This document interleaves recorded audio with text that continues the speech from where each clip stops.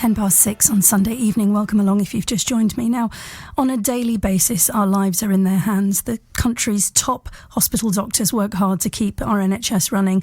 But the BBC has been given figures which show that 141 have died by suicide in the past 8 years. Last November, Jagdeep Sidhu, a leading heart consultant, did that after saying goodbye to his family. An independent report into his death showed work pressures may have contributed to his death. His brother, Amandeep Sidhu, who lives in Hertfordshire, has since set up a charity called Doctors in Distress to help others. And Amandeep joins me in the studio now. Thank you so much for coming in. No, thank you. And I'm reading the story behind this, and I know you're going to talk to us. And I looked at the date, and it's barely a year. You'll be coming up to a year Later this month. That's right. Yeah. So I'm aware of how distressing this is anyway, and that it's just so soon for you. So thank you for taking the time. But if we can, because I know some of the messages you want to get out about this is how difficult it is for people to talk. Tell me about your brother. So growing up, it was just me and my brother. There's a 5.5 year age gap between both of us, and he was very much, I'd say, the typical Asian golden child. So he was very, very academic. I wasn't, and I guess my family realised very, very quickly that he'd be one to sort of really strive and achieve much in his professional career. So he chose medicine as a career, and obviously sailed through. Very, very studious, and I just remember growing up particularly. He was always nosing his books, and always studying hard, and I guess at that point, really starting to live up to parents' expectations, Asian community expectations, which we'll touch on later, I guess. And he was ticking all the right boxes. Absolutely, he was really well admired and respected, both within the family and the wider community. And for all intents and purposes, he had a very, very good start to his career, and obviously got married, and I call it the Asian dream, which a lot of people live up to. So things are going very, very well for him, I guess, until he sort of hit his sort of early or mid to 40s. And I started to notice that things started to go downhill about a year and a half, probably 2 years before he passed away. So my brother was a consultant cardiologist in a small to medium-sized hospital in Kent, actually. And I could see, first of all, he started to become a little bit disengaged with us as a family, and was always stressing about work. So, for example, always on his phone, checking about patients' concerns and patient statuses with his colleagues, even on his days off particularly. But he still sort of kept with hindsight, kept very much a front on. And then about a year and a half before he passed away, he actually reached out to me for the first time ever.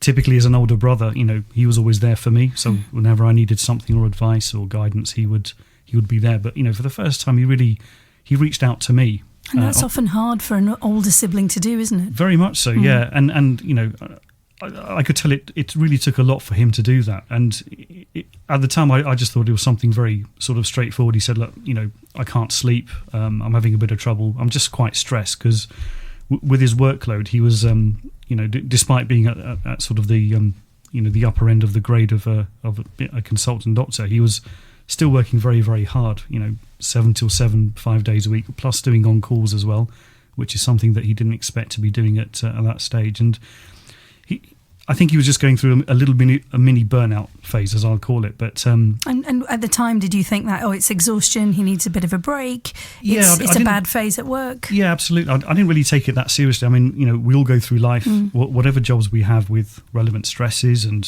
very relevant periods of we need to just stop and just chill out. So I thought he's probably just been working a little bit too hard and just needs to relax, and he got through it, actually. So I recommended something with my pharmacist hat on. I'm a pharmacist by training, so I gave him something to sort of get through, the next few days and couple of weeks, and he started to sort of take a step back and reduce some of his workload at work. So he gave up the on calls, for example. And then, really, for the next few months, things seemed to get a little bit better, but then gradually, I guess, with hindsight, they started to get quite a lot worse. So he would obviously make frequent trips from where he lived in Kent to come and see us and me and my mum. My dad passed away about 5-6 years ago. And, he'd just be very, very disengaged and really wouldn't have that sort of spark about him is probably the best way that I can describe it. So he was very intent and focused on his work, and just on the weekends particularly looked, just exhausted is the only word that I can, use to describe his appearance. And were you increasingly worried, or again, it's as you say, we all go through those phases, and sometimes even when it's the straw that breaks the camel's back, you get a cold on top of it all, and you just, did you just think, it's work again, it's just too much, he's having a phase? At the time, I just thought, okay, it's work, and I thought he's reaching his mid-40s, and life is catching up on him as it does to a lot of people, and he was a very, very fit guy as well, so he swam a lot, and just suddenly stopped swimming and living the outdoors life. And at the time, I wasn't overly worried, but I thought, okay, it's starting to catch up on him. And then things really sort of came to a head about a week and a half before he passed away. And just really all of a sudden, he reached out to me and said, right, I'm just done. I can't do this job anymore. And just, went through a very long explanation of everything that he was suffering and went through. And he very much described that he felt that he was in a situation that was just unwinnable, and one that he couldn't manage because of the amount of work, or absolutely, yeah. So he was working very, very hard. He as we all know, the NHS is quite a resource constrained system, and and actually my brother described it very aptly. He said that there just simply aren't enough resources for the number of patients, and by resources he meant fellow healthcare professionals, doctors and nurses. So at the time he was doing the workload of 2 consultants because one was off sick long term, but there wasn't any replacement resource for that. But to cut a long story short, he just said, look, I'm done, I can't cope anymore. And I remember at the time I was quite shocked and surprised to really receive that call, because he sounded very, very jittery on the phone and just didn't sound himself. I always saw my brother as a very strong figure, someone who's very, very infallible, everyone looked up to him. I'm sure you can appreciate, at weddings and functions, you enter the room and suddenly a flock of people would, stand around him wanting their cures or solved, etc. He was that go-to person of being that sort of strong, infallible figure. But he was also the person in the community that had, as you say, achieved everything, quote unquote, we're supposed to achieve. He lived up to a lot of expectations, yeah, absolutely. And when he phoned me on that day, I had a very long talk with him, and as it turned out, probably what wasn't the best advice that I gave him and his wife gave him was to go and see his GP and get signed off by his work occupational health, which he did.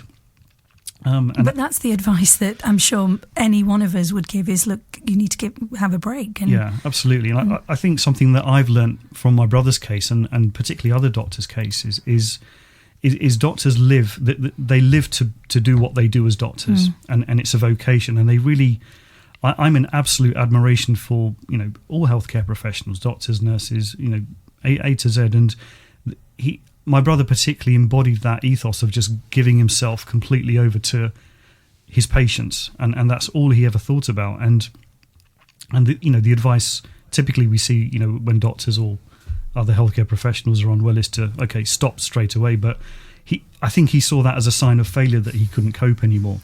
And I think something just switched in his brain mentally. I don't think anyone will actually know for sure, but based on the cases that I've looked at since my brother passed away in his case, it seems the most likely explanation. And I think fundamentally he burnt out and probably just developed a very, very immediate but chronic depression that led him to an immediate mental crisis. And so he was signed off. He was signed off for a month straight away, and he spiraled from there. Yeah. So I remember that day was a Thursday, and he said, "Well, I'm finished. I can't go back to that place of work. I'm going to be bad-mouthed," which is completely incorrect, as we found out later on. He had the utmost respect from all of his colleagues and peers and patients alike. So when people go through burnout and mental health crises like that, sometimes it's very much a tunnel vision. So they think the worst case scenario. They just think the worst that's going to happen, and it turned out obviously it was completely false and in his head. But I then went to see him that Sunday.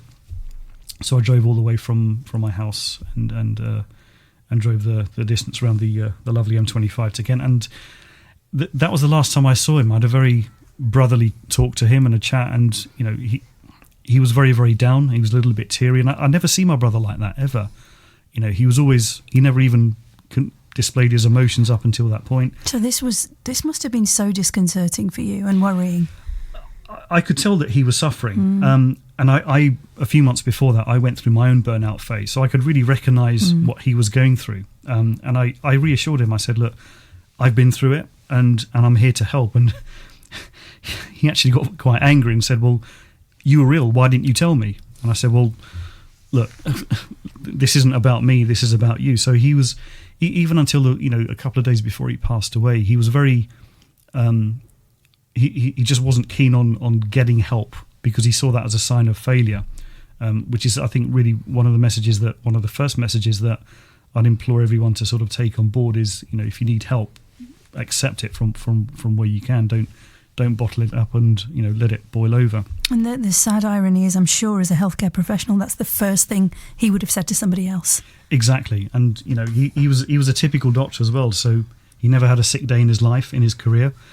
He'd have a fever or the flu. He'd never even take a paracetamol. He just sort of, I'm completely perfect. But as you say, the doctors give out advice to patients, telling them how to improve their lives and get better, but they don't listen or take on board that good steer themselves. So on that Sunday, that was the last time I saw him, and looking back now, he this is probably a little bit sort of macabre, but he did look like a ghost. His spirit was just gone.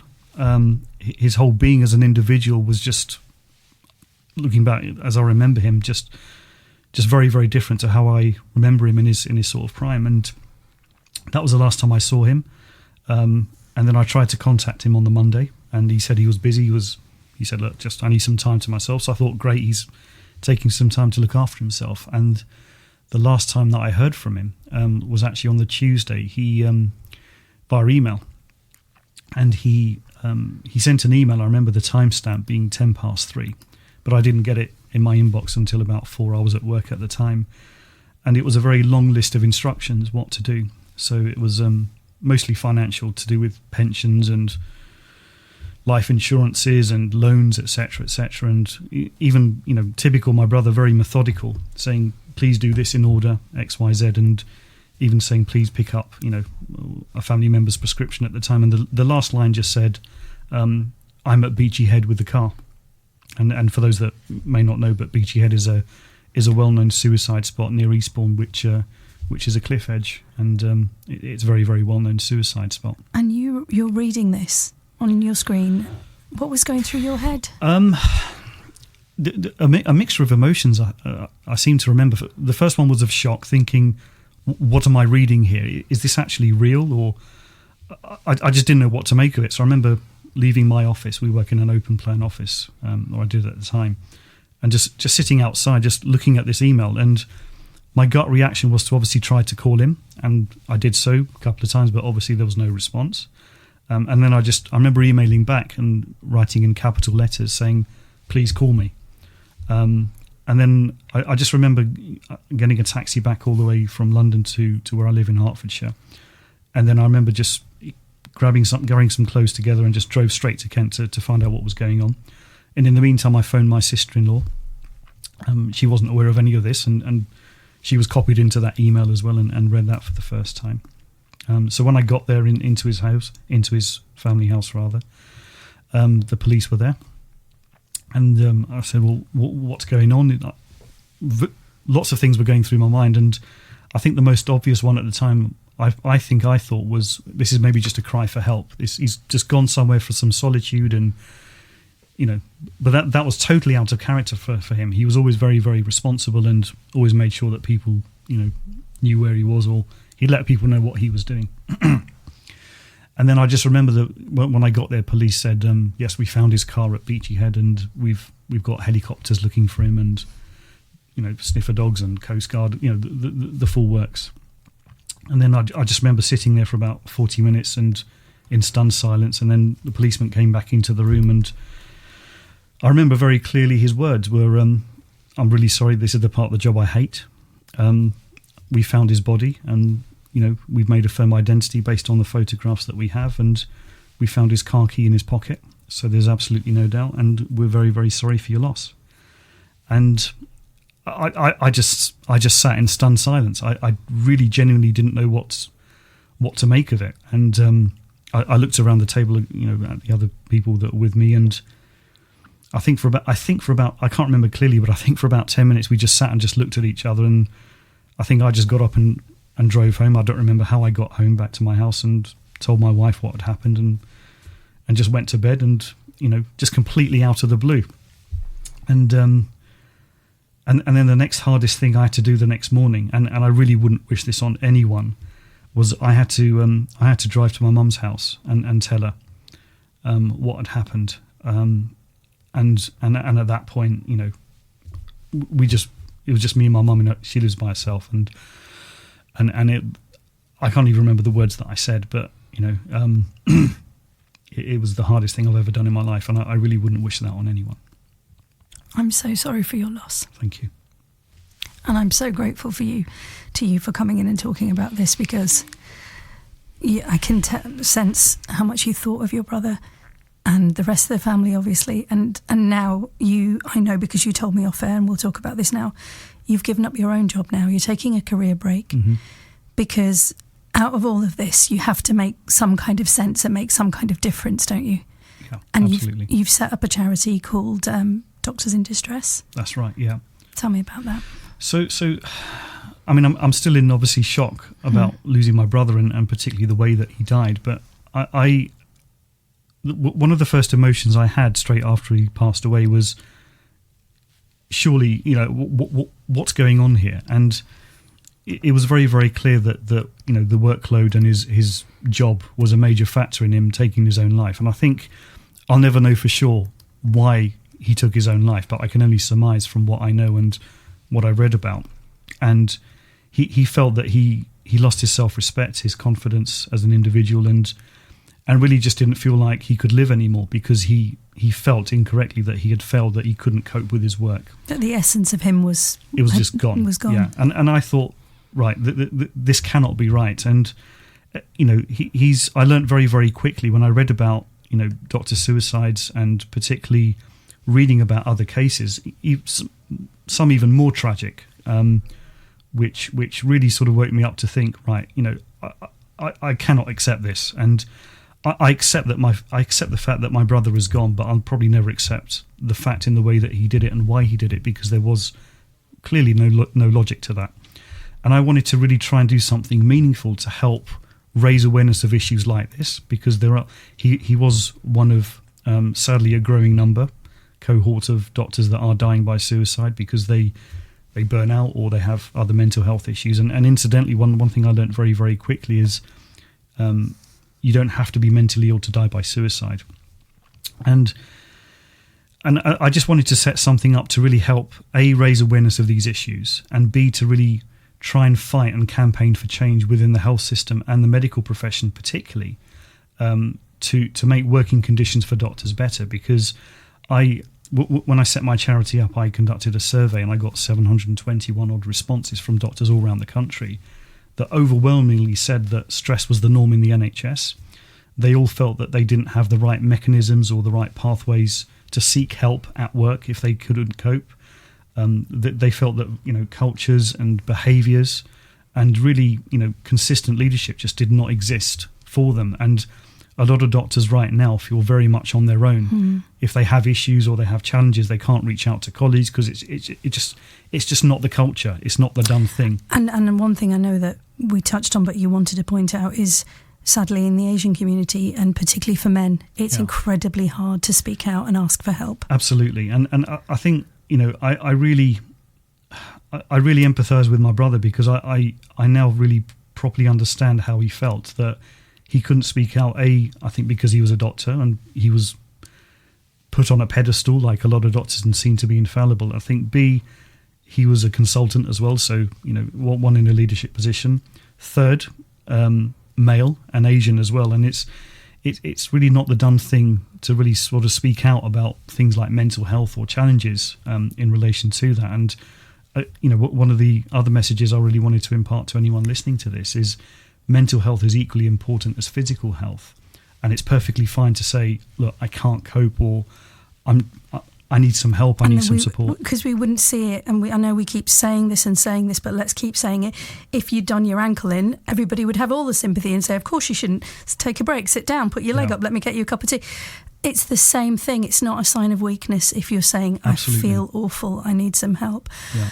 Amandeep, thank you so much for coming in. If people want to find out more about your charity, it's Doctors-in Distress, doctors-in-distress.org.uk. Is that right? And you have a Twitter as well? Yep. So I'm on Twitter, on social media, and a very easy to use website. And if anybody wants to get involved with the charity and help in any way, please contact me. And obviously being a charity, if anybody wants to donate and support that way, I'd really welcome anyone who wants to do that.